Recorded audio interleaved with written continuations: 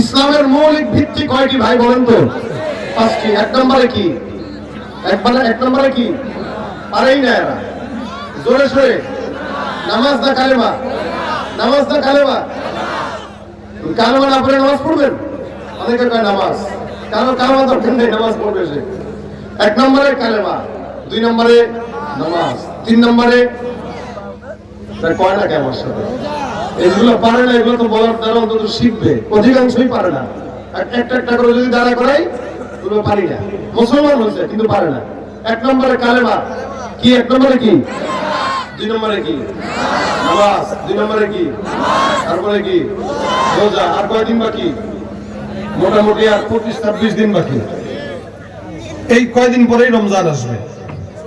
4 নম্বরে হজ, 4 নম্বরে, 5 নম্বরে যাকাত। এই কালেমা, নামাজ, রোজা, হজ, যাকাত, এই পাঁচটা হলো ইসলামের মৌলিক ভিত্তি এবং খুঁটি। এখানে কতগুলো সামিয়ানার জন্য বাঁশ পুঁতছেন আপনার, এগুলো খুঁটি। এই মাঝখান থেকে যদি এক লাইনের বাঁশগুলো কেটে ফেলা হয়, এখান থেকে ছাদটা পড়ে যাবে। ঠিক তেমনই ভাবে ভাইরা আমার, ইসলামের মৌলিক খুঁটি পাঁচটি। এই পাঁচটির যে কোনো একটি যদি কারো ভিতরে না থাকে, তার ইসলামের ছাদ বেশি দিন টিকবে না, ধসে পড়ে যাবে। প্রথমটা কি? কালেমা। আল্লাহ পাক বলেন আল্লাযীনা ইউমিনুনা বিল গায়ব, ঈমানদার যারা। আল্লাহ পাক রব্বুল আলামিন বলেন আল্লাযীনা ইউমিনুনা বিল গায়ব, অদৃশ্যের প্রতি বিশ্বাস করার নাম ঈমান। অদৃশ্যের প্রতি বিশ্বাস করার নাম ঈমান। এক নম্বরে বান্দা ঈমান আনবে। প্রত্যেকটা বান্দা যারা মুসলমান দাবি করে, ইসলামের মূল ভিত্তি হলো কালেমা, লা ইলাহা ইল্লাল্লাহ মুহাম্মাদুর রাসূলুল্লাহ। এই কালেমাটা পাঠ করে বান্দা একজন ঈমানদার হয়, মুমিন হয়। ঈমানদার বান্দার মৌলিক কারণ হলো, মৌলিক শর্ত হলো, মূল ভিত্তি হলো কালেমা। কালেমা পাঠ করার কারণে একজন বান্দা ঈমানদার হয়। 2 নাম্বার, কালেমার নামাজের পরে মারপর বান্দার সর্বপ্রথম যে জিনিসটা মানা দরকার সেটা হলো নামাজ। আমার আল্লাহ পাক রব্বুল আলামিনের পয়গম্বরের সাহাবা আজমাইন যখন কালেমা পাঠ করতেন, এরা মুসলমান গ্রহণ করার পর, ইসলাম গ্রহণ করার পর, এরা সাহাবা আজমাইনরা পয়গম্বরের কাছে এসে যদি জিজ্ঞাসা করতেন, ইয়া রাসূলুল্লাহ, আমরা কালেমা পাঠ করছি, কালেমার পর আমাদের সর্বপ্রথম কোন কাজ দরকার? আল্লাহর নবী সাল্লাল্লাহু আলাইহি ওয়াসাল্লাম সাহাবা আজমাইনদেরকে ডাক দিয়ে বলতেন, এ সাহাবা আজমাইনের দল, তোমরা যেহেতু কালেমা পাঠ করেছো, মুসলমান হয়েছো, ঈমানদার হয়েছো, ঈমানের পরে সর্বপ্রথম বান্দার জন্য যে কাজটা সেটাই হলো নামাজ। এখন ঈমান আনার পর তোমরা তোমাদের নামাজটাকে পরিচ্ছন্ন করো, তোমরা তোমাদের নামাজ প্রতিষ্ঠা করো, নামাজ আদায় করো। যেহেতু আজকের মাহফিলটা মাওরা বাড়ি জামে মসজিদের উদ্যোগে, আরেক ভাই আমাকে দিয়ে গেলেন নামাজ আর সুদের ব্যাপারে কিছু বলতে। তার মানে আপনাদের এলাকায় নামাজের অবহেলা অনেক বেশি আছে, আর সুদের কারবার তো নাই বললেই চলে। আছে না নাই? শুধু এই এলাকায় না, সব জায়গায় সুদ। শুধু সুদ না, এখন সুদ মানুষ খায়, ইবাদত মনে করে খায়। সুদের টাকাও খায়, আবার এটা সুদ না, এটা ইন্টারেস্ট। কি নাম দিয়ে দিছে? ইন্টারেস্ট। নাম দিয়ে দিছে মুনাফা। নাম পরিবর্তন করে করে খায়। নাম পাল্টায় দিয়া খাইলেই কি হারাম জিনিস হালাল হয়? নাম পাল্টায় দিয়া খাইলে কি যৌতুক আর গিফট হয়? নাম পাল্টায় দিয়া খাইলে কি ঘুষের টাকা হাদিয়া হয়? যেগুলো নাম পাল্টায় দিয়া খায় তাদেরকে বলবো, আপনারা যদি মনে করেন নাম পাল্টায় দিয়ে খাইলে জায়েজ হয়, তাহলে তো পেট খারাপ হলে যেটা বেরোয় সেটা ডাউল মনে করে খাইতে পারবেন, জায়েজ হয়ে যাবে। কথা ঠিক না? নাম পাল্টায় দিয়ে খাইলে হারাম কোনোদিন হালাল হয় না। তার মানে সুদের কারবারি এলাকায় চলে, আর বেনামাজি তো আছেই আমাদের দেশে। ফজরের নামাজের দিকে যদি কেউ তাকায়, তাহলে মনে হয় এদেশে কোনো মুসলমান নাই, সব নাস্তিক। কারণ ফজরের নামাজে মুসল্লি হয় মাত্র 5 জন কিংবা 7 জন। কি বলেন? ফজরের নামাজের দিকে তাকাইলে মনে হয় সব নাস্তিক মুরতাদ বাংলাদেশে ভরা। আর জুমার নামাজের দিকে তাকাইলে মনে হয় না, এদেশে মুসলমান ভরা। কেন? জুমার নামাজে 5 তলা বিল্ডিং পর্যন্ত ভরে যায়, আর ফজরের নামাজে 5 জন মানুষ মুসল্লি হয় না। নামাজ কি শুধুমাত্র জুমার নামাজটাই ফরজ করেছেন? কথা কয় না। আল্লাহ কি শুধু জুমারটাই ফরজ করেছেন? না, আল্লাহ পাক রব্বুল আলামিন শুধুমাত্র জুমার নামাজ না, 5 ওয়াক্ত নামাজ প্রত্যেকটা মুসলমান নর নারীর জন্য নফল করছেন, সুন্নাত করছেন না ফরজ করেছেন? ফরজ। এই জন্য আল্লাহ পাক রব্বুল আলামিন বলেন প্রত্যেকটা ঈমানদার মুমিনের জন্য নামাজটা ফরজ। উতলু মা উহিয়া ইলাইকা মিনাল কিতাব ওয়া আকিমিস সালাহ।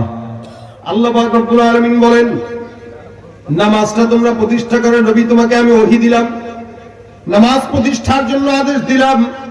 ইন্নাস সালাতা তানহা আনিল ফাহশাই ওয়াল মুনকার।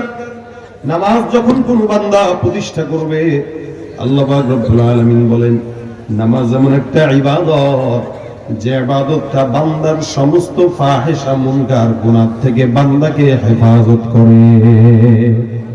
ঈমানের পরে সর্বপ্রথম কাজ হইল নামাজ। ঈমানদার তো আমরা সবাই নিজেকে দাবি করি। নবী করিম সাল্লাল্লাহু আলাইহি ওয়াসাল্লাম বলেন একজন ঈমানদার আর একজন বেঈমানের মধ্যে পার্থক্য যদি দেখতে চাও তাহলে তার নামাজের দিকে তাকাও। ঈমানদাররা নামাজ আদায় করে, বেঈমানরা নামাজ আদায় করে না। একজন ঈমান আর বেঈমানের মধ্যে সর্বপ্রথম পার্থক্যটাই হলো নামাজ। ঈমানদার বান্দা 5 ওয়াক্ত নামাজ পড়ে ফজর থেকে ইশা পর্যন্ত, আর বেঈমান বান্দাকে নামাজের কথা বললে তার মাথা গরম হয়ে যায়। কোন মানুষ যদি তাকে নামাজের জন্য দাওয়াত দেয়, ওই বান্দার নামাজের দাওয়াতটা পছন্দ হয় না, যার কারণে মুমিন বান্দা নামাজ ঠিকমতো আদায় করে না। আল্লাহর নবী বলেন ঈমানদার বান্দা নামাজ পড়বে, বেঈমান বান্দা নামাজ পড়বে না। স্টেজে উঠলে খালি দাবি করলেই হয় না যে আমি 70 রাকাত তাহাজ্জুদ পড়ি। দাবি করছে 70 রাকাত পড়ে, 80 রাকাত পড়ে, দাবি করে মুসলমান, দাবি করে ঘুম থেকে উঠলে জায়নামাজ খুঁজি, তাসবিহ খুঁজি, কোরআন খুঁজি, কিন্তু ওদিক দিয়া ইসলাম আর মুসলমানদের উপর আঘাত দেয়, নির্যাতন করে, জুলুম করে। তার মানে বোঝা গেল নামাজ দাবি করলেই হয় না। একটা বান্দার চেহারার দিকে তাকাইলেই বোঝা যায় কে নামাজি আর কে বেনামাজি। ঈমানদারের চেহারার ভিতরে সিজদার আলামত দেখা যায়। আল্লাহ পাক ডাক দিয়া বলেন সীমাহুম ফি বুজুহিহিম মিন আথারিস সুজুদ। ঈমানদার যারা রাসূলের সাহাবা আজমাইনদের হালত ছিল, ঈমানদারের হালত হইল ঈমানদাররা যখন নামাজ আদায় করবে, ঈমানদারদের নামাজ পড়ার কারণে তাদের চেহারার ভিতরে নামাজের সিজদার নূর প্রকাশ করে দিবেন কে? ভাইরা আমার, আল্লাহ পাক রব্বুল আলামিন বলেন নিশ্চয়ই আল্লাহ পাক রব্বুল আলামিন নামাজটা এমন একটা ইবাদত করেছেন, নামাজ যখন কোন ঈমানদার বান্দা পড়ে, আল্লাহ পাক রব্বুল আলামিন বলেন সমস্ত অন্যায় আর গুনাহ থেকে ওই বান্দাকে নামাজ থেকে হেফাজত করে। ইন্নাস সালাতা তানহা আনিল ফাহশাই ওয়াল মুনকার। নামাজ এমন একটা ইবাদত যে ইবাদতটা বান্দার ফাহিশা মুনকার সব গুনাহ থেকে বান্দাকে হেফাজত করে। আমাদের সমাজে অধিকাংশ মানুষ নামাজ পড়লেও, যেগুলা নামাজ তো অনেকে আছে পড়েই না, আবার যারা পড়ে এরা নামাজও পড়ে আবার ঘুষের টাকাও খায়, নামাজও পড়ে সুদের টাকাও খায়, নামাজও পড়ে নাত্য নামাজ পড়ে মসজিদ থেকে বের হইলো, বুড়া মানুষ বয়স 60 বছর হয়ে গেল, এখনো মাথার মধ্যে টুপিটা দিয়া মসজিদ থেকে এক পা দিয়া বের হইতে দেরি, সিগারেট ধরাইতে দেরি হয় না। নামাজ পড়ে সিগারেট খায়, নামাজ পড়ে জেনাও করে, নামাজ পড়ে দুর্নীতিও করে, নামাজ পড়ে ঘুষ খায়, নামাজ পড়ে সুদ খায়। তার মানে এগুলা আসলে নামাজি, নামাজ পড়লেও এগুলা নামাজি না, এগুলা সব হলো লোক দেখানো নামাজ।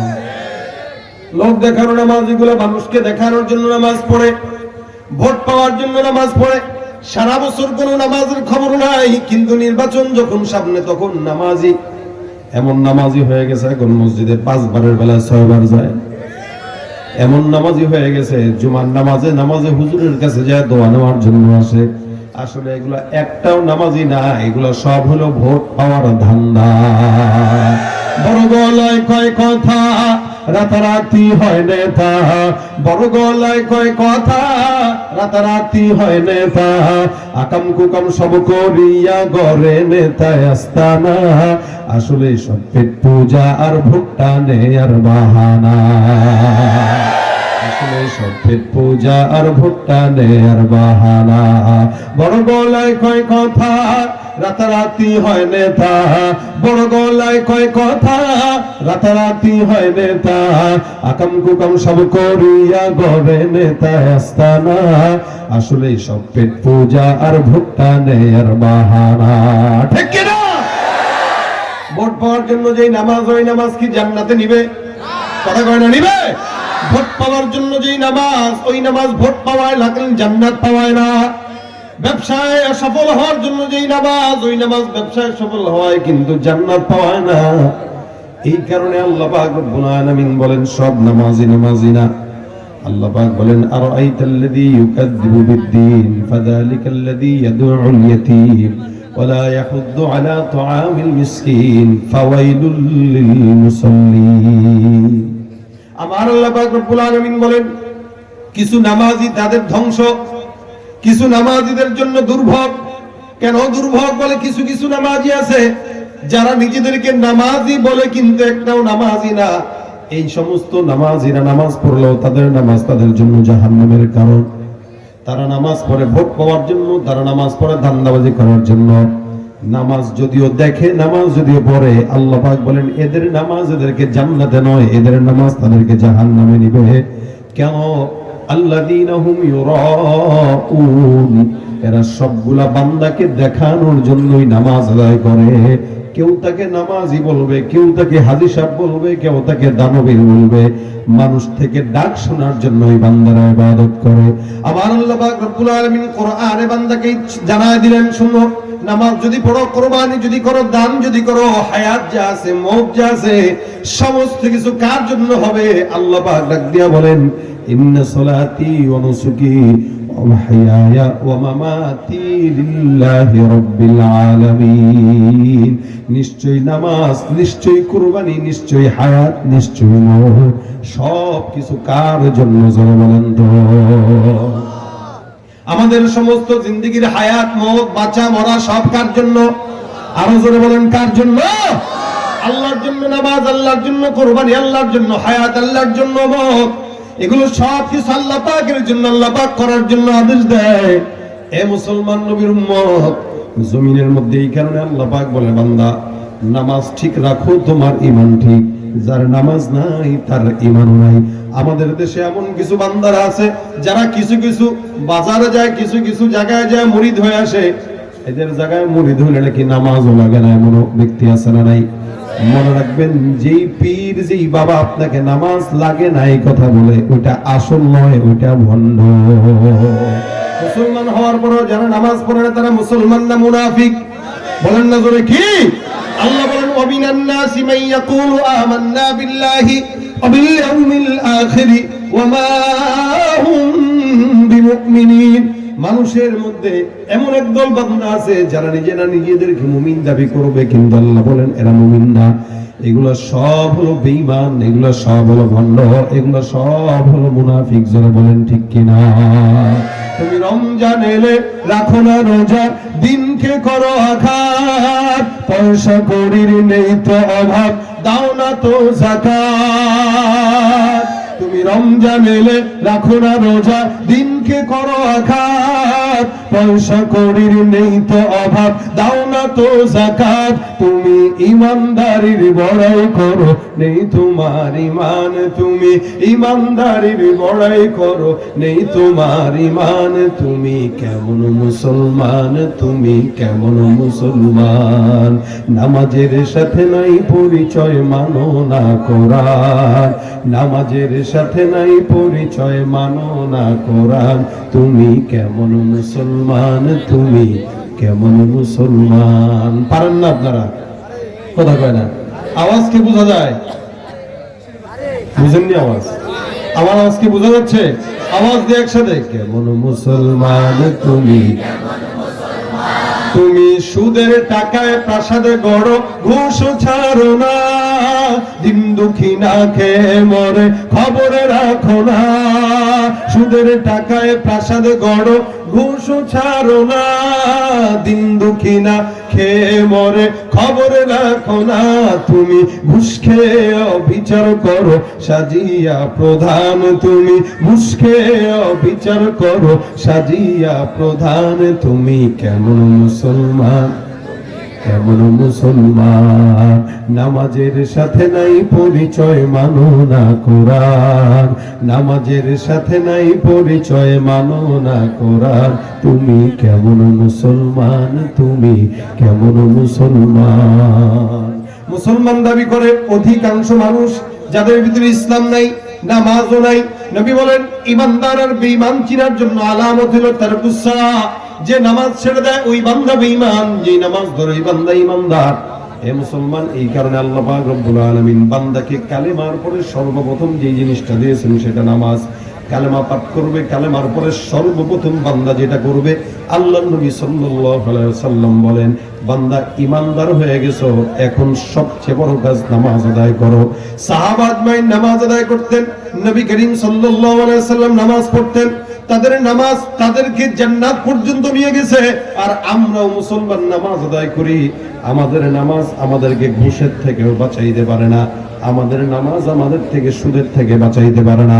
রাসূল করিম সাল্লাল্লাহু আলাইহি ওয়াসাল্লামের নামাজ কেমন ছিল? আমার পয়গম্বর একবার নামাজ আদায় করেন, সাহাবা আজমাইন পিছনে নামাজ ইক্তেদা করেন। নামাজের পর সাহাবা আজমাইন, পয়গম্বর সাল্লাল্লাহু আলাইহি ওয়াসাল্লামের একটা আদত ছিল, নামাজ যখন আল্লাহর নবী পড়াইতেন, নামাজের পর রাসূল করিম সাল্লাল্লাহু আলাইহি ওয়াসাল্লাম সাহাবা একরামদের দিকে ফিরে বসতেন। কোন সাহাবীর যদি কোনো প্রশ্ন থাকতো নবীকে বলতো, নবী সাহাবা একরামদের প্রশ্নের জবাব দিতেন। আবার কেউ যদি কোনো স্বপ্ন দেখতো, নবী জিজ্ঞাসা করতেন কারো কোনো স্বপ্ন আছে কিনা, আমার কাছে বলো। সাহাবা আজমাইন নবীকে স্বপ্ন বলতেন, নবী স্বপ্নের জবাব দিতেন। আবার কোনো প্রশ্ন থাকলে প্রশ্ন বলতেন, নবী প্রশ্নের জবাব দিতেন। এমন একদিন পয়গম্বর নামাজের পর আল্লাহর নবী সাল্লাল্লাহু আলাইহি সাল্লাম সাহাবা একরামের দিকে ফিরে বসলেন।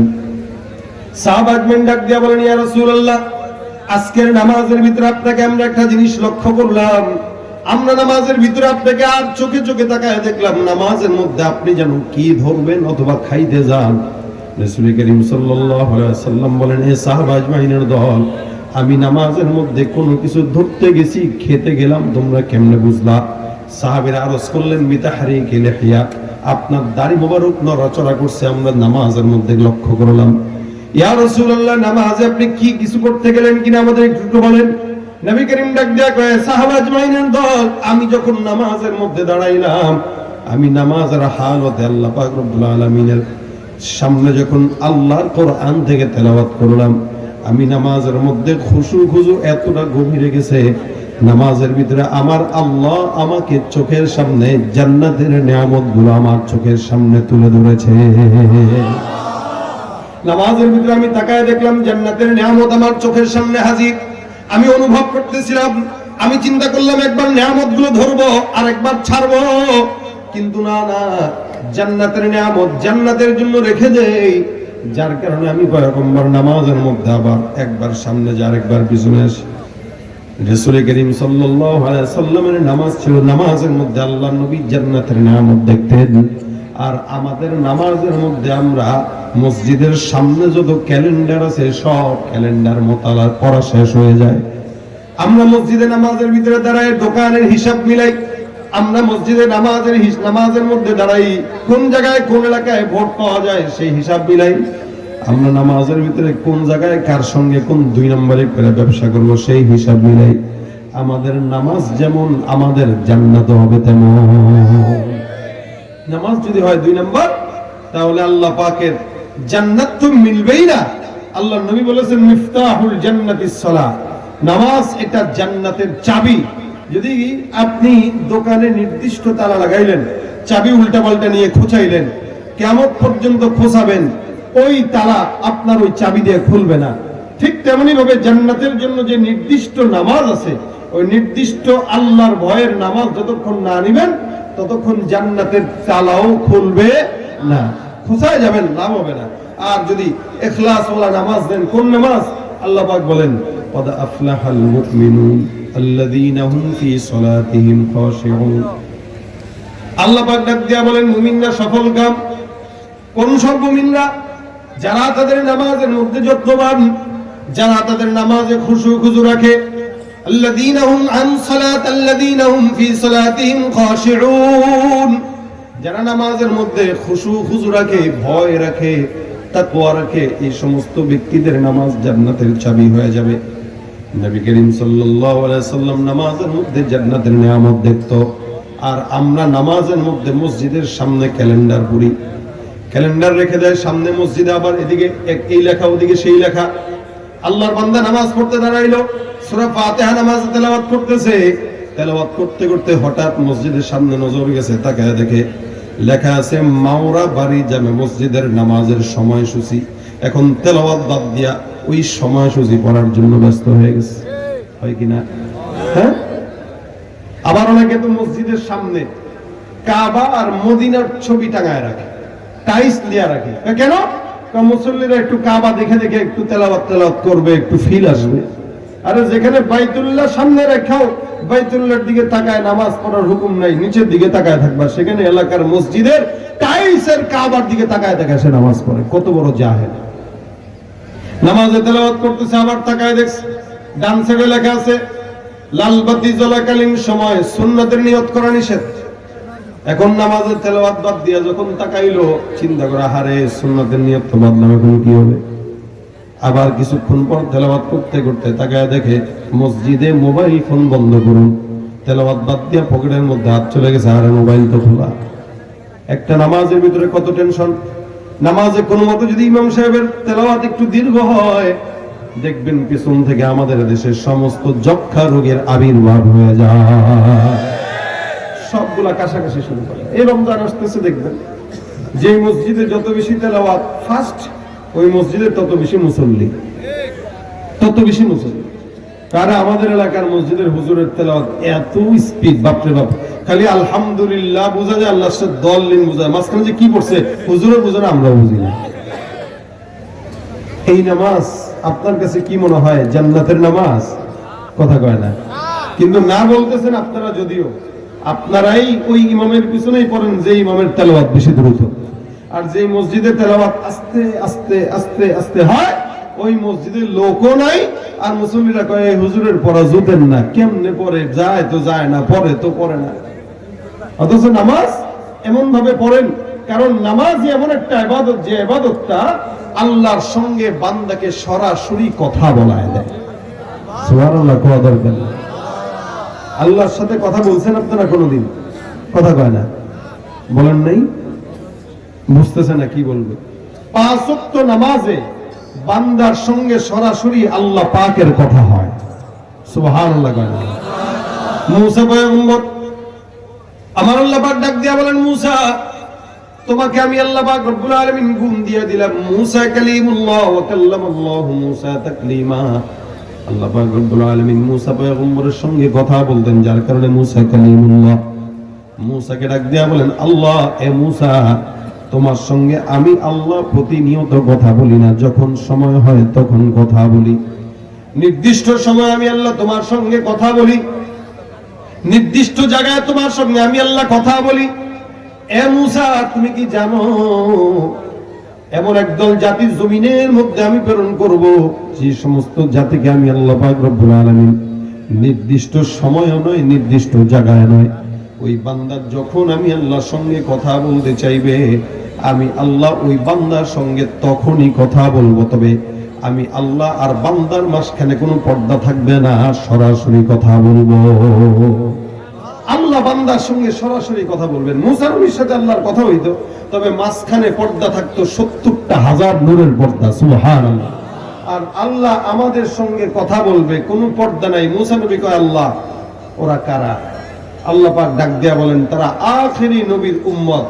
তারা নামাজে যখন দাঁড়ায় দাঁড়ায় তেলাওয়াত করবে আলহামদুলিল্লাহি রাব্বিল আলামিন, আমি আল্লাহ ওই বান্দার আলহামদুলিল্লাহর জবাবে বান্দাকে আমি আল্লাহ বলবো হামিদানি রব্বি। বান্দা একটা করে আয়াত সামনে যাবে, আর আমি আল্লাহ নামাজে বান্দার সঙ্গে কথা বলবো, জবাব দিয়ে দিয়া। সুবহানাল্লাহ। ভাইরা আমার, আল্লাহ পাক রব্বুল আলামিন বান্দার সঙ্গে নামাজে কথা বলে। আর আমরা নামাজের ভিতরে হাল উঠতে এরকম, একবার মাছি মারে, একবার মশা মারে। 150 টাকার জুতাটা বক্সের মধ্যে রাখছে, নামাজের মধ্যে 14 বার জুতার দিকে নজর যায়। নামাজ পড়ে চুরি করে, নামাজ পড়ে ডাকাতি করে, নামাজ পড়ে ঘুষ খায়, নামাজ পড়ে জেনা করে। তার মানে বোঝা গেল একটার নামাজ ভালো নামাজ নয়, সব হলো বদনামির নামাজ। নামাজ পড়ে আবার ওই যে দেখছেন না কয়দিন আগে একটা ওই সংবাদে দেখেছি ঘুষ খাইতেছে আর বলতেছে ভাই ঘুষের টাকা, যদিও ঘুষের টাকা কিন্তু গনে নেন, গনে নেওয়া সুন্নাত। এখন তো খায় ঘুষের টাকা, আবার খায় কি সুন্নাত মোতাবেক। কত বড় বেহায়া ঘুষখোর! আর ইমানদার ঘুষখোর সে নিজেকে মনে করে। সেও কিন্তু নামাজ আদায় করে, সেও কিন্তু মসজিদে যায়, সেও কিন্তু মসজিদে দান করে, কিন্তু নামাজ পড়লেও কি হবে? ঘুষের টাকা খায়। আমি বলবো এগুলা একটাও নামাজি নয়, এগুলো সব হলো শিক্ষিত শয়তান। ঠিক কিনা? ওরা হলো দেশের লাগি মহামারীর মতন, ফাইলে কলম ঠেকাইয়া চালায় তারা নির্যাতন। ওরা হলো দেশের লাগি মহামারীর মতন, ফাইলে কলম ঠেকাইয়া চালায় শুধুই নির্যাতন। ঘুষের টাকায় ওদের ভুড়ি, ঘুষের টাকায় ওদের ভুড়ি, করে যে টান টান। ওরা শিক্ষিত শয়তান, ওরা শিক্ষিত শয়তান, ওরা শিক্ষিত শয়তান। ওরা দুর্নীতির ওই আখড়ায় বসে, দুর্নীতির ওই আখড়ায় বসে জাহির করে জ্ঞান, কলম দিয়ে কামায় টাকা, ধরে সাধুর ভান। ওরা শিক্ষিত শয়তান, ওরা শিক্ষিত শয়তান, ওরা শিক্ষাঙ্গনের দিকে ভাইরে দেখো না চোখ মেলিয়া, ছাত্ররা সব বই ছাড়িয়া থাকে শুধু প্রেম লইয়া। শিক্ষাঙ্গনের দিকে ভাইরে দেখো না চোখ মেলিয়া, ছাত্ররা সব বই ছাড়িয়া থাকে শুধু প্রেম লইয়া। অস্ত্র সে তো সঙ্গের সাথী, অস্ত্র সে তো সঙ্গের সাথী, হইতে মস্তান। ওরা শিক্ষিত শয়তান, ওরা শিক্ষিত শয়তান, ওরা শিক্ষিত শয়তান। ঠিক কিনা? পীরগিরি আর মাজার পূজা চলছে দেশটা জুড়িয়া, সেরে কি আর ভণ্ডামিতে দেশটা গেছে ভরিয়া। পীরগিরি আর মাজার পূজা চলছে দেশটা জুড়িয়া, সেরে কি আর ভণ্ডামিতে দেশটা গেছে ভরিয়া।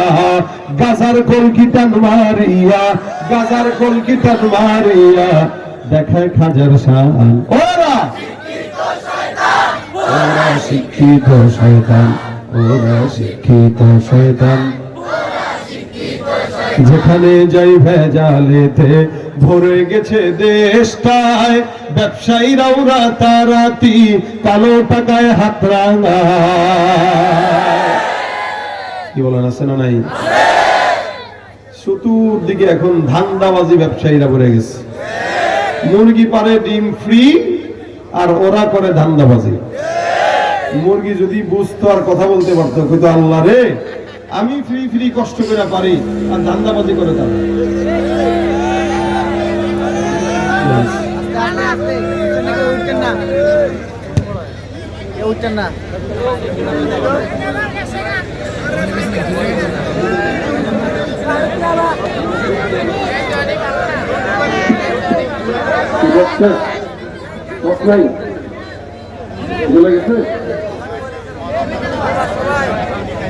ভাই দোয়া করেন, দোয়া আল্লাহ সহজ করুন। আমিন কর। বসেন বসেন, যারা দাঁড়ানো আছেন বসে যান, সুবিধা হবে, করা যায় না হবে। মুরগি যদি কথা বলতে পারতো, কইতো ভাই প্রত্যেকটা ডিমের পরিবর্তে আমাদের 5 টাকা করে দিবা, তাহলে ডিম পারবো। এখন আমরা কি মুরগির টাকা দেই? এই যে ফুলকপি, ফুলকপি কয়েকদিন ধরে দেখছি 4 টাকা কি 10 টাকা। কৃষকরা করে কষ্ট, ওদের সময় অনুযায়ী ওরা দাম বাড়ায়, আবার ওরা দাম কমায়। আমাদের দেশের প্রবাসী ভাই যারা, এই প্রবাসীরা যে দেশে আসবে, এমন অবস্থা, বিমানের সিন্ডিকেট শুরু হয়ে গেছে। 50,000 টাকার টিকিট এখন 2 লাখ টাকায় পাওয়া যায় না। বাংলাদেশ, আমরা এরকম দুর্নীতিবাজের বাংলাদেশ চাই নাই। নতুন বাংলাদেশ এই কারণে স্বাধীন করা হয় নাই, এই জন্য প্রত্যেকটা সিন্ডিকেট বন্ধ করে দেওয়া দরকার। যারা প্রবাসীদেরকে, অন্য যাত্রীদেরকে ফ্লাইটের দাম বাড়ায়, তারা কখনোই আমাদের বন্ধুরা, ওরা সেই রকমের কথা ঠিক কিনা বলেছে। এই জন্য আন্দোলন করে চলবেন। প্রয়োজনে বিদেশে যাওয়া বন্ধ, প্রয়োজনে যতক্ষণ পর্যন্ত বিমানের টিকিট না কমানো হবে, এই সিন্ডিকেট ভাঙানো হবে, ততক্ষণ রেমিটেন্স যোদ্ধারা তারা আমাদের দেশে টাকা পাঠানো বন্ধ করে দেওয়া উচিত। যতক্ষণ ফ্লাইটের দাম কমানো হবে, দেশে আসা এবং যারা বন্ধ করে দেওয়া উচিত। আমরা যাই বলেই তারা খায়া বাঁচতে পারে, এজন্য আন্দোলন করে এদের সিন্ডিকেটের কোমর ভেঙে দেওয়া সময়ের দাবি হয়ে গেছে, ঠিক কিনা বলেন? ওরা কখনো আমাদের দেশের বন্ধু হতে পারে, ওরা আমাদের শত্রু, ওরা স্বৈরাচারীদের দালাল। সুতরাং ওদের জন্য সতর্ক থাকবেন। ভাইরা আমার, এই সমাজের যত বড় দুর্নীতিবাজ আর স্বৈরাচারীরা আছে, এরাও কিন্তু সমাজে নামাজ পড়ে, কিন্তু তাদের নামাজ তাদেরকে কোনোদিন ওই হারাম থেকে বাঁচাইতে পারে না। তার মানে বোঝা গেল, যেই নামাজ বান্দাকে গুনাহ থেকে না বাঁচায়, ওই নামাজ কখনো নামাজ হতে পারে, ওই নামাজ কখনো দিন সহি নামাজ হতে পারে। নামাজ সেই নামাজ, যেই নামাজ ফাহশা ওয়াল মুনকার, সকল প্রকার ফাহেসা মুনকার গুনাহ থেকে বাঁচায়। এখন আসেন, ফাহেসা কি আর মুনকার কি? ফাহেসা হইল ইচ্ছাকৃত গুনাহ, যে বান্দা ইচ্ছাকৃত ভাবে গুনাহ করে, অন্যায় করে, ইচ্ছাকৃত কেউ কাউকে গালি দেয়, এগুলো হইল ফাহেসা গুনাহ। আর মুনকার হইল যেই গুনাহ বান্দা করে কিন্তু নেক মনে করে, মনে করে ঘুষের টাকা খায়, কয় সুন্নাত মোতাবেক গুনাহ খান, এটা হইল মুনকার। মানে খাইতেছে হারাম, মনে করতেছে সওয়াব, করতেছে গুনাহ, মনে করতেছে নেকি। সুতরাং নামাজ এমন একটা ইবাদত, যে ইবাদত বান্দার ইচ্ছাকৃত অনিচ্ছাকৃত সকল প্রকার গুনাহ থেকে বান্দাকে হেফাজত করে। এখন নামাজ পড়ার পরে যদি আপনাকে গুনাহ থেকে নামাজ না বাঁচায়, বুঝতে হবে ওটা ভালো নামাজ না, ওটা ধান্দাবাজির নামাজ। সাহাবী আবু তালহা রাদিয়াল্লাহু তাআলা আনহু, সাহাবী আবু তালহা রাদিয়াল্লাহু তাআলা আনহু, ওনার একটা বিশাল বড় বাগান ছিল। বাগানের মধ্যে উনি একদিন নামাজের মধ্যে দাঁড়াইলেন। বাগানে যখন উনি নামাজে দাঁড়াইলেন, বাগানে তো গাছ ভরপুর, এই বিশাল বড় গাছের সামনে নামাজের মধ্যে যখন উনি দাঁড়ায়, আল্লাহর বান্দা নামাজ, আচ্ছা আমরা খামোশ হই। আল্লাহর বান্দা নামাজের মধ্যে দাঁড়ায় তেলাওয়াত করতেছেন। নামাজে যখন তেলাওয়াত করে, উনি এই খামোশ, আমার দিকে তাকান, আমার দিকে তাকান। কমিটিরাও চেষ্টা করতেছে, মাইক ম্যানও চেষ্টা করতেছে। দোয়ার উপরে কোনো কিছু আছে? দোয়া করেন আল্লাহ পাক সহজ করে দেখ। জোরে বলেন আমিন। এখন তো আর সম্ভব না এই সেটআপ বাদ দিয়ে আরেক সেটআপ আনা সম্ভব, বা যেটা আছে এটা দিয়ে চলতে থাকেন, কষ্ট করে মেনে নেন, আল্লাহ যেন সুস্থ ঠিক করে দেয়, বলেন আমিন। সাহাবী আবু তালহা রাদিয়াল্লাহু তাআলা নামাজ আদায় করেন। নামাজের ভিতরে জঙ্গলের ভিতরে একটা পাখি ঢুকলো। উনি তাকায় দেখেন নামাজের ভিতরে একটা পাখি যখন ঢুকলো, পাখিটা একবার এই ডাল আরেকবার ওই ডালে যায়। ওই জঙ্গলের ভিতরে এক গাছ থেকে আরেক গাছে, এক গাছ থেকে আরেক গাছে, জঙ্গলে ঢুকার জন্য রাস্তা পাইল, কিন্তু বের হওয়ার কোন রাস্তা পায় না। উনি নামাজের ভিতরে নজরটা হঠাৎ করে শ্রদ্ধার জায়গা থেকে জঙ্গলের গাছের পাখির দিকে চলে যায়। উনি একবার চিন্তা করে, কি ব্যাপার, এত সুন্দর পাখি একটা জঙ্গলের মধ্যে ঢুকলো, এই পাখিটাকে দেখতে তো অনেক সুন্দর লাগতেছে। আল্লাহর বান্দা সাহাবী নামাজের ভিতরে পাখির দিকে নজর দেয় একবার, গাছের দিকে নজর দেয় একবার। নামাজের ভিতরে যখন ওনার গাছের দিকে খেয়াল আন, পাখির দিকে নজর, সাহাবী তালহা রাদিয়াল্লাহু তাআলা আনহু একখানে পাখির দিকে তাকায় আছে। চমৎকার দৃশ্য দেখা যায়। অনেকক্ষণ ধরে তাকায় থাকার কারণে নামাজের খুশু নষ্ট হয়ে গেছে। আল্লাহর নবী সাহাবী আবু তালহা রাদিয়াল্লাহু তাআলা আনহু শর্টকাট করে নামাজটা শেষ করে ফেললেন। নামাজ যখন উনি শেষ করে দিলেন, উনার ভিতরে একটা চিন্তা আসলো, আল্লাহ, আমি নামাজ শেষ করলাম, নামাজের ভিতরে আমার নামাজের খুশু নষ্ট করলো এই পাখি আর গাছ। আমার বিশাল বড় বাগানের মধ্যে এতগুলো গাছ, এই পাখিটা যখন ঢুকলো, এই গাছের পাতার কারণে পাখিটা বের হওয়ার রাস্তা তালাশ করে পাচ্ছিল না। আর ওই সুন্দর দৃশ্য আমি নামাজের মধ্যে অবলোকন করলাম। আমার নামাজের খুশু একটা গাছ নষ্ট করলো, পাখি নষ্ট করে দিল। সুতরাং যেই নামাজের জন্য, যেই বাগানের জন্য, যে গাছের জন্য, যে পাখির জন্য আমার নামাজের খুশু নষ্ট হয়, ওই বাগানটা আমি আমার নিজের কাছে রাখবো না। সাহাবী সুন্দর করে পয়গম্বরের দরবারে চলে যায়, যে ডাক দিয়া বলেন, ইয়া রাসূলুল্লাহ, আমার বাগানে নামাজের ভিতরে একটা পাখি ঢুকলো, পাখিটা এক ডাল থেকে আরেক ডালে যায়, এক ডাল থেকে আরেক ডালে যায়। এই হালত যখন চলতেছে, পয়গম্বর নামাজের খুশু নষ্ট হয়ে গেছে। আমি চিন্তা করলাম, যেই বাগান থাকার কারণে গাছ ছিল, গাছ থাকার কারণে পাখি ঢুকলো, আর পাখির কারণে আমার নামাজের খুশু নষ্ট হয়ে গেল। ইয়া রাসূলুল্লাহ, যেই পাখি আর যেই বাগান আমার নামাজের খুশু নষ্ট করে দেয়, ওই বাগানটা আমি আমার কাছে রাখবো না। এটা ইসলামের জন্য আপনি পয়গম্বরের কাছে আমি আল্লাহর নামে লিখে দিয়ে দান করে দিলাম। সাহাবী ওই গাছটাকে, ওই বাগানটাকে রাসূলের জন্য দান করে দিলেন। দান করে ডাক দিয়া বলতেছেন, ইয়া রাসূলুল্লাহ, যেই বাগান, যেই পাখি, যেই সমস্ত সম্পদ আমার নামাজের খুশু নষ্ট করে, ওই সম্পদ রাখার চেয়ে না রাখা ভালো। যার কারণে এত বিশাল বড় বাগানটা আল্লাহর রাস্তায় দান করে দিলেন। সাহাবী একটা বিশাল বড় বাগান নামাজের খুশু নষ্ট হওয়ার কারণে দান করে দেয়, আর আমরা 150 টাকার জুতাকে পাহারা দেওয়ার জন্য নামাজের খুশু নষ্ট করে দিই। এই জন্য মুসলমান নামাজটাকে এমন ভাবে পড়বেন, 5 ওয়াক্ত নামাজ ফজর থেকে ইশা পর্যন্ত নামাজ প্রতিষ্ঠা করার কথা আল্লাহ পাক রব্বুল আলামিন বলেন।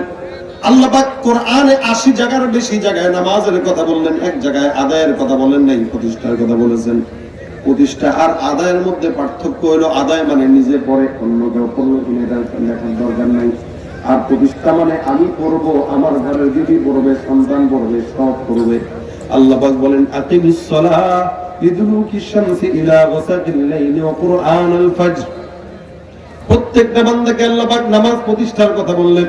এই কারণে রাসূল করিম সাল্লাল্লাহু আলাইহি ওয়াসাল্লাম বলেন, তোমরা নামাজটা 7 বছর যখন বাচ্চার বয়স হয়ে যায়, তোমরা তখন থেকেই বাচ্চাকে নামাজের জন্য তাগিদ দাও। যখন বাচ্চার 10-11 বছর হয়ে যায়, বাচ্চাকে নামাজের জন্য তোমরা বেশি বেশি জোরাজোরি করবা। কারণ কি, নামাজের হিসাবটা এমন একটা হিসাব, সবকিছুর হিসাব আল্লাহ পাক পরে নিবে। নবী বলেন, আউয়ালু মা ইউহাসাবু বিহিল আবদু ইয়াউমাল কিয়ামাতিস সালাহ। কিয়ামতের ময়দানে সর্বপ্রথম আল্লাহ পাক বান্দার নামাজের হিসাব গ্রহণ করবেন। সুবহানাল্লাহ। এই জন্য ডাকের সাথে সাথে হাইয়া আলাস সালাহ, ডাকের সাথে সাথে কোথায় যাব? মসজিদে। ইযা নুদিয়া লিস সালাতি মিন ইয়াউমিল জুমআহ ফাসআউ ইলা যিকরিল্লাহি ওয়া দারুল বাই'। নামাজের জন্য যখন ডাকা হয়, দোকানপাট বন্ধ করে, ব্যবসা বাণিজ্য বন্ধ করে, সবকিছু বন্ধ করে সোজা আল্লাহর মসজিদের দিকে চলে যাও। একজন বিখ্যাত তাবেঈ ছিলেন, তাবেঈর নাম হলো সাঈদ ইবনে মুসাইয়িব। এই তাবেঈটা 5 ওয়াক্ত নামাজের আজানের আগে আগে সারা জিন্দেগি মসজিদে আল্লাহর ঘরে চলে যেত। নামাজ আল্লাহ পাক রব্বুল আলামিন বান্দাকে আজানের মাধ্যমে ডাক দেয়, হাইয়া আলাস সালাহ। বান্দাকে যখন হাইয়া আলাস সালাহ বলা হয়, আল্লাহর তরফ থেকে ডাকা হয়, কারণ আজানের শব্দগুলো আল্লাহ পাক রব্বুল আলামিন শিখায় দিয়েছেন। এক সাহাবী ঘুমের ভিতরে স্বপ্ন দেখছে, রাসূলের সঙ্গে সাহাবা আজমাইনদের মজমা বসছে। এক সাহাবী কয়, হুজুর, আজানের জন্য যখন সময় হবে, বান্দাকে ঘন্টা বাজার ডাকা হবে। নবী বলেন, না, ঘন্টা বাজানো যাবে না। আরেক দল কয়, হুজুর, পাহাড়ের চূড়ায় আগুন জ্বালায় দিবেন, তার মানে বোঝা যাবে আজানের সময় হয়ে গেছে। নবী বলেন, না। আরেক সাহাবী রাত্রিবেলা ঘুমাইলো, স্বপ্ন দেখে আল্লাহু আকবার, আল্লাহু আকবার, আজানের শব্দগুলো কে জানি তারা আজান দিয়া শুনাইতেছেন। সাহাবী ঘুম থেকে জাগলেন, ঘুম থেকে জেগে নবীর কাছে যায় ডাক দিয়া বলেন, ইয়া রাসূলুল্লাহ, এই আল্লাহর বান্দা আমি নিজে স্বপ্ন দেখলাম, আজানের এই সমস্ত শব্দগুলো কে যেন স্বপ্নের ভিতরে আমাকে শিখাই দিয়েছেন। নবী ডাক দিয়া কয়, এ সাহাবা, আজকের থেকে এই আজানের শব্দগুলো দিয়ে এই প্রত্যেকটা বান্দাকে 5 ওয়াক্ত নামাজের জন্য ডাকা হবে। সুতরাং তখন থেকে আল্লাহু আকবার, আল্লাহু আকবার এই আজানের ধ্বনির মাধ্যমে বান্দাকে ডাক দেওয়া হয়। আল্লাহ পাক রব্বুল আলামিন বলেন, এই আজান দিয়া বান্দাকে ডাক দেই, হাইয়া আলাস সালাহ, কল্যাণের পথে, নামাজের পথে আসো। সাঈদ ইবনে মুসাইয়িব রাহমাতুল্লাহ আলাইহি সারা জিন্দেগিতে একবার কোনদিন আজানের পরে মসজিদে যান নাই। সর্বসময় আজানের আগে আগে আল্লাহর ঘর মসজিদে চলে যাইতেন। একজন তাকে প্রশ্ন করলো, কি ব্যাপার, আজানের আগে আগে আপনি কেন মসজিদে চলে যান? আজানের পরে একদিন আপনাকে মসজিদে যেতে দেখা হলো না। সাঈদ ইবনে মুসাইয়িব রাহমাতুল্লাহ আলাইহি ডাক দিয়া কয়, হে সাহাবা আজমাইন, এ আমার ভাইরা, আমি নামাজের ভিতরে মসজিদে আজানের আগে আগে কেন যাই জানো? কারণ আজানের মাধ্যমে তো আল্লাহ পাক রব্বুল আলামিন বান্দাকে ডাক দেয়। আল্লাহর ঘর মসজিদে আল্লাহর মতো একজন মালিক আমার মতো না খান্দা বান্দাকে ডাকবে, তারপরে যাবো, এটা হতে পারে না। যার কারণে আল্লাহ পাক ডাকার আগে আগে আমি আল্লাহর ঘর মসজিদের দিকে আগায় যাই। আল্লাহ ডাকবে কেন? আমি আল্লাহর ঘরে আগে চলে যাব। আর আমাদের হাল হলো আজান হয়ে গেছে, জামাত দাঁড়ায় গেছে, কোন মতে 3 রাকাত যায় ধরি। সাহাবা আজমাইনের হালত ছিল মসজিদে যেতেন সবার আগে, বের হতেন সবার পরে। আর আমাদের হালত হলো ঢুকি সবার পরে, বেরোই সবার আগে। সালাম একটা থেকে আরেকটায় ফিরাইতে দেরি হয়, ছুটতে দেরি করে না, দৌড় দিয়ে আরেক জায়গায় চলে যায়। মনে হয় কেউ তারা পিটাই দিছে মসজিদে, তাড়াতাড়ি বের হও, তাড়াতাড়ি বের হও, তাড়াতাড়ি। আর যুবকরা তো নামাজ পড়েই না। যুবকরা মনে করে 50 বছর 60 বছর হইলে পরে নামাজ পড়বো, যখন বয়সটা একটু চুল টুল পাকবে তখন নামাজ পড়বো, এটা যুবকরা মনে করে। কিন্তু যুবকরা এটাও জানে এই সমাজে 70-80 বছরের মুরব্বীরা বেঁচে থাকে, কিন্তু যুবকেরা, অধিকাংশ যুবক অল্প বয়সেই জমিন থেকে চলে যায়, হুন্ডা অ্যাক্সিডেন্টে মারা যায়, অথবা রাজনৈতিক কোন্দলে মারা যায়, অথবা অন্যান্য কোনো ঝামেলায়, না কোনো ঝামেলায় যুবকদের মৌত বেশি হয় মুরব্বীদের চেয়ে। মুরব্বীরা বেঁচে থাকে, যুবকেরা সমাজে বেশি বসবাস করতে পারে না। 30-40 বছরের ভিতরে চলে যাচ্ছে জমিন থেকে। তার মানে আপনি যে চিন্তা করলেন বয়স যখন 70 হবে, 60 হবে, 50 হবে তখন নামাজ পড়বেন, আপনার কি হায়াতের কোনো গ্যারান্টি কোনো ফেরেশতা দিছে আপনাকে? তাহলে আপনি হায়াতের গ্যারান্টি যেহেতু নাই, আপনি কেমনে বুঝলেন যে আপনি 40-50 বছর বাঁচবেন আর এরপরে নামাজ পড়বেন? কিভাবে আপনি এটা ফলো করবেন? বুঝলেন আপনি কিভাবে বলেন? এই জন্য সময় শেষ হবার আগেই সময়ের মূল্যায়ন করার আদেশ রাসূল সাল্লাল্লাহু আলাইহি ওয়াসাল্লাম দিলেন।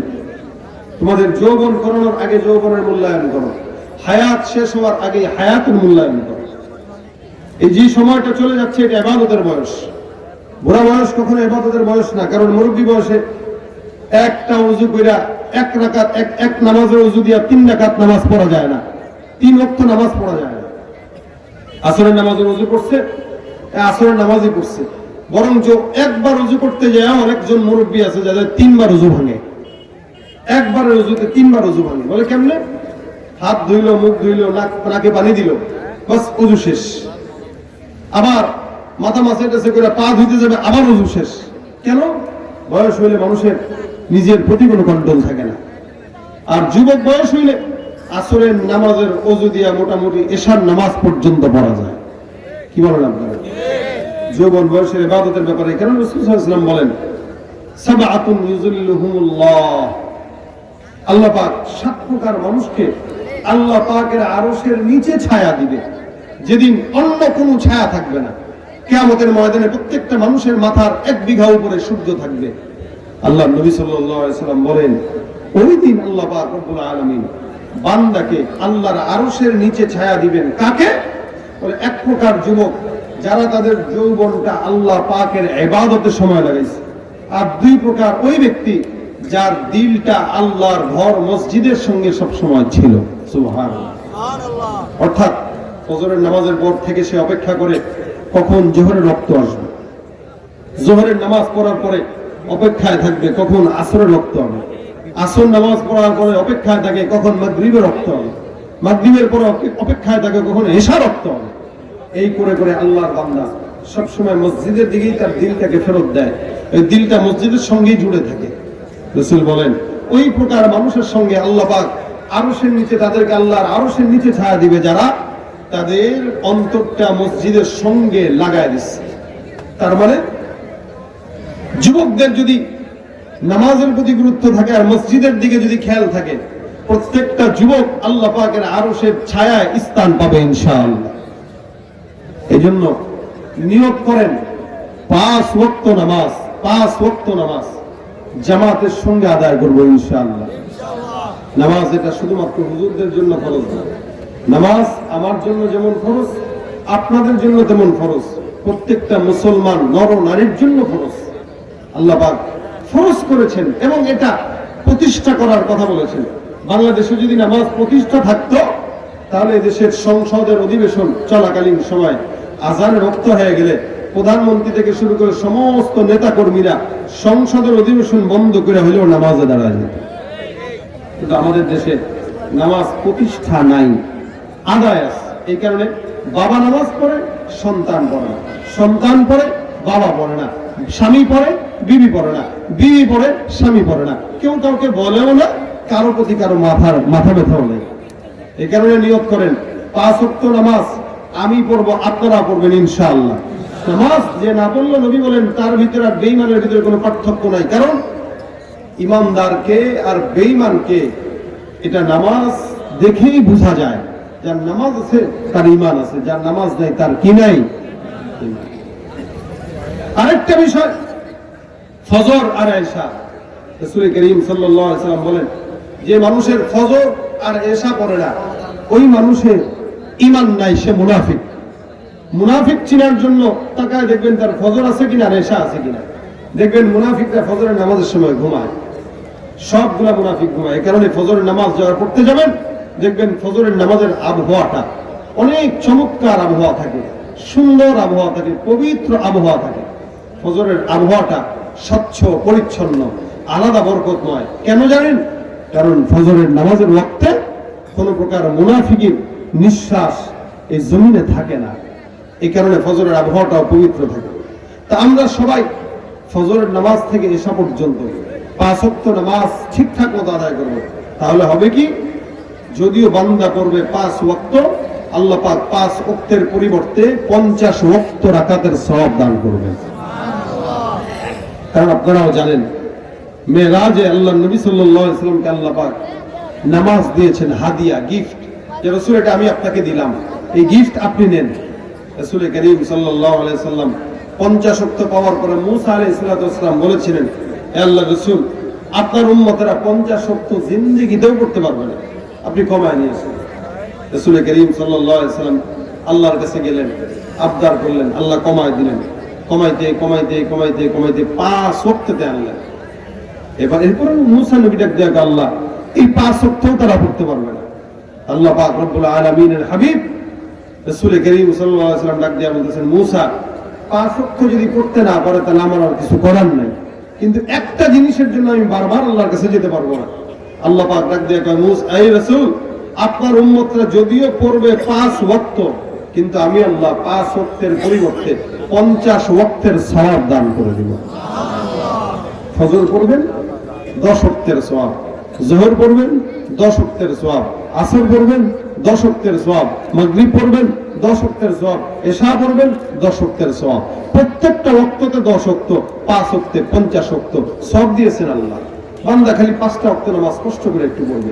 এই কারণে ব্যবসা বাণিজ্য করেন, অনেকে আছেন যারা মনে করেন আজানটা দিছে, আরে নামাজ পড়তে যাব, এমন সময় একজন আল্লাহর বান্দা এসে কয়, ভাই আমার তো 5,000 টাকার মাল দরকার, অথবা 20,000 টাকার মাল দরকার, অথবা 5 লাখ টাকার মাল দরকার। আপনি চিন্তা করলেন, আরে 5 লাখ টাকার মাল, আজকে নামাজটা না হয় একটু পরেই পড়ি বা নাই পড়ি, আপনি চিন্তা করতে পারেন। কিন্তু আল্লাহর কসম, আপনি যদি ওই 5 লক্ষ টাকার মালকে আপনি ইগনোর করে দূরে ঠেলে আল্লাহর ঘর মসজিদে চলে যান, ওই 5 ওয়াক্ত 5 লক্ষ টাকার বরকতের চাইতেও 700 গুণ বেশি বরকত দিয়ে আল্লাহ পাক আপনাকে সওয়াব দান করবেন এবং অর্থের ভিতরে বরকত দান করে দেবেন।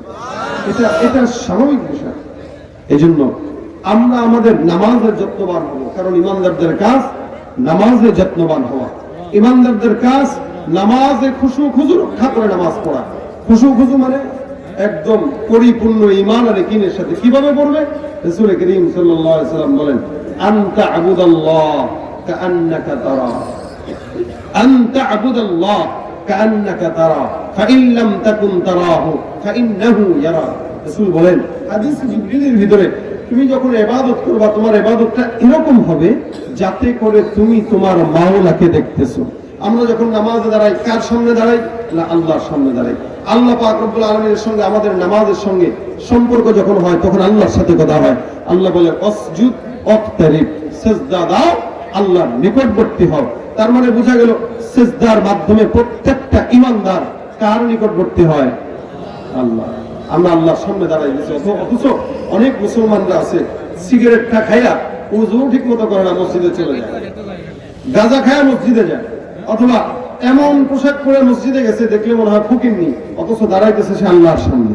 এই জন্য মসজিদে গেলে একটু আতর টাতর মেখে সুন্দর একটা পোশাক পরে যাবেন। কেন? আমি আমার কুদরতওয়ালা মালিকের সামনে দাঁড়াইতেছি, এটা ব্যাপার আছে, আল্লাহর সামনে দাঁড়াইতেছি। আল্লাহর সামনে দাঁড়াইলে, আপনি প্রধানমন্ত্রীর সামনে দাঁড়াইলে যেভাবে যাবেন, তার চেয়ে তো বেশি সতর্কতার সাথে আল্লাহর সামনে দাঁড়ানো উচিত। এই জন্য 5 ওয়াক্ত নামাজে আল্লাহর সঙ্গে এমনি দাঁড়াবো, আর নামাজের হালতে এমন খেয়াল রাখবো যেন আমি আমার আল্লাহকে দেখতেছি। আনতা আবুদাল্লাহ কাআন্নাকা তারা, রাসূল বলেন ইবাদত এমন ভাবে করো যেন তুমি তোমার আল্লাহকে দেখো। ফাইন লাম তাকুন তারাহু ফাইন্নাহু ইয়ারা, আর যদি তোমার দিলের খেয়াল এরকম না হয়, অন্তত এই খেয়াল রাখো যেন তোমার আল্লাহ তোমারে দেখতেছে। তো আমি দেখবো, তো আল্লাহ দেখবো। আমি যেহেতু দেখতে পারি না, তার মানে আমার আল্লাহ আমাকে দেখতেছে। এই কারণে নামাজের ভিতরে এই খেয়াল রেখা 24টা ঘন্টা যখনই ইবাদতে দাঁড়াবো, আল্লাহর কাছে এই খেয়াল নিয়ে দাঁড়াবো, আল্লাহ আমি তোমার জন্য ইবাদত করতেছি, তোমাকে সন্তুষ্টির জন্য নামাজ পড়তেছি। আর দুনিয়ার কোনো মানুষ বললো কি বললো না, দেখলো কি দেখলো না, এটা আমার দেখার বিষয় না। আমি তোমার সন্তুষ্টির জন্য নামাজ পড়ি, ইনশাআল্লাহ ওই নামাজ আপনার আর আমার সাক্ষী হিসেবে কিয়ামতের ময়দানে কবরে দাঁড়ায় যাবে। নামাজ বান্দার সাক্ষী। নামাজ পড়বেন তো সুদ ভালো লাগবে না, নামাজ ঠিক হবে ঘুষের টাকা ভালো লাগবে না, নামাজ ঠিক হবে অন্য কোনো গুনাহ মন চাবে না করতে। আল্লাহ পাক আমাদেরকে 5 ওয়াক্ত নামাজ পড়ার তৌফিক দান করুন।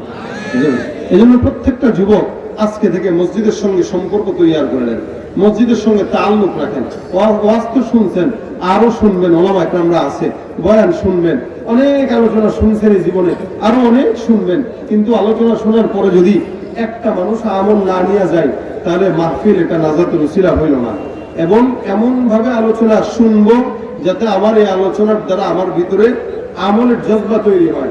আমল আলোচনাও শুনবো, আমলের নিয়ত করে তারপরে যাব ইনশাআল্লাহ।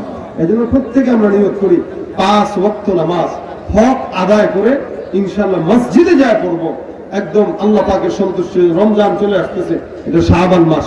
রাসূল করিম সাল্লাল্লাহু আলাইহি ওয়াসাল্লাম শাবান মাসে খুব বেশি ইবাদত করতেন, দান করতেন, সাদকা করতেন এবং রোজা বেশি রাখতেন।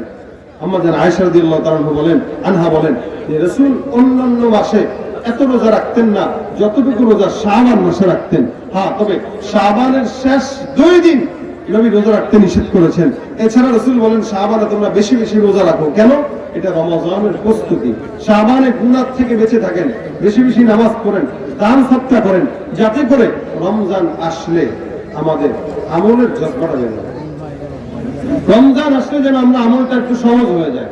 এই জন্য এখন থেকে আমরা হয়তো রাসূলের মতো বেশি বেশি রোজা রাখতে পারবো না, কিন্তু আমরা অন্তত 2-3টা তো রাখতে পারবো।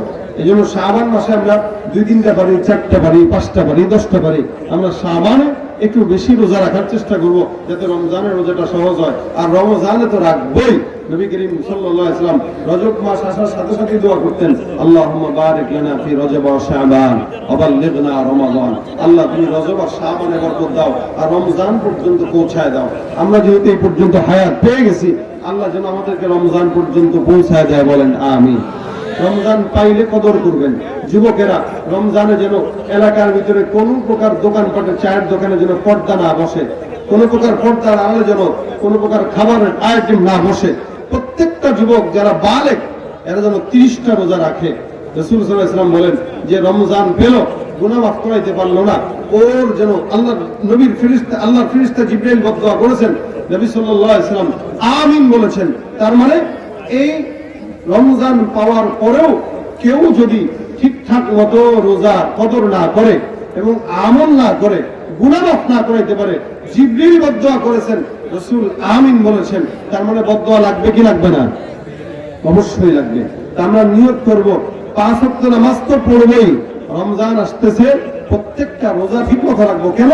এই রমজানটা মুত্তাকি হওয়ার সবচেয়ে বড় মাস। আল্লাহ পাক বলেছেন লাআল্লাকুম তাত্তাকুন।